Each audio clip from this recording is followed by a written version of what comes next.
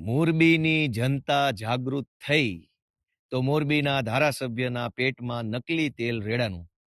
અત્યાર સુધી જનતા અન્યાય, અત્યાચાર, શોષણ અને તાનાશાહી સહન કરી લેતી હતી તો કોઈને તકલીફ ન હતી.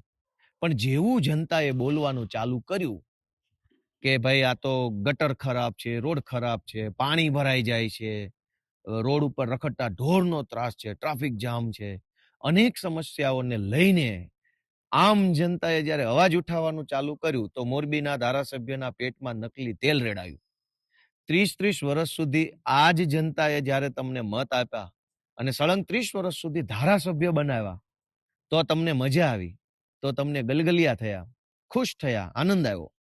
પણ હવે એ જ જનતા જેણે તમને 30 વર્ષ સુધી ધારાસભ્ય બનાવ્યા છે, એ જ જનતા જો સોસાયટીમાં પાણી ભરાઈ જવાના મુદ્દે, પીવાનું પાણી ન આવવાના મુદ્દે, રોડ ઉપર ખાડા છે, ખરાબ રોડ છે, એના મુદ્દે તમને સવાલ કરે તો તમને હવે ગમતું નથી.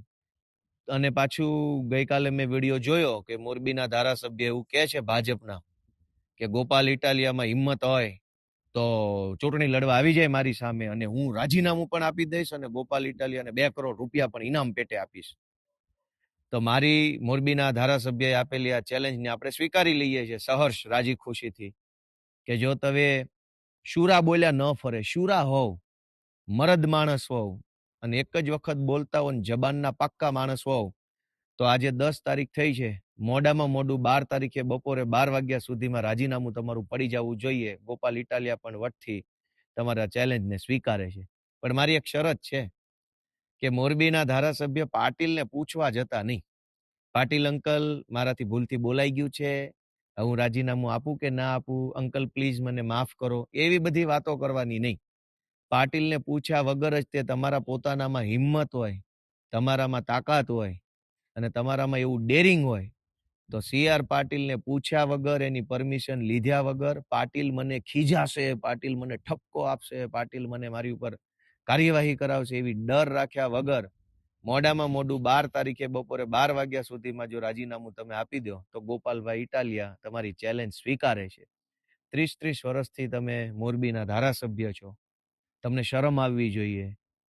તમને એવી શરમ આવી જોઈએ, તમારે ચેલેન્જ એમ મારવી જોઈએ કે અહીંયા કોઈ આવીને, મોરબીમાં આવીને અમે જે 30 વર્ષમાં વિકાસ કર્યો છે એમાં ખામી ગોતી બતાવે, એવી ચેલેન્જ મારવા નથી. પણ તમે એવી ચેલેન્જ નથી મારી શક્યા. શું કામ?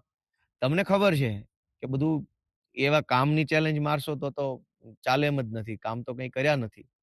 લાતી બજાર છે, પંચાસરા રોડ છે, ઉમિયા સોસાયટી છે, SP સરદાર પટેલ સોસાયટી, અનેક વિસ્તારો છે જે મોરબીના પોશ એરિયા કહેવાય, એમાં પાણી ભરાઈ જાય છે ચોમાસામાં. થોડોક 1 ઇંચ વરસાદ આવે ત્યાં તો રેલમછેલ થઈ જાય છે. તો 30 વર્ષથી ધારાસભ્ય હોવા છતાંય તમારે હવે મને ચેલેન્જો મારવી પડે છે, એ જ તમારી નિષ્ફળતાનો સૌથી મોટો પુરાવો છે. અને તમારી ચેલેન્જ અમે સ્વીકારી છે.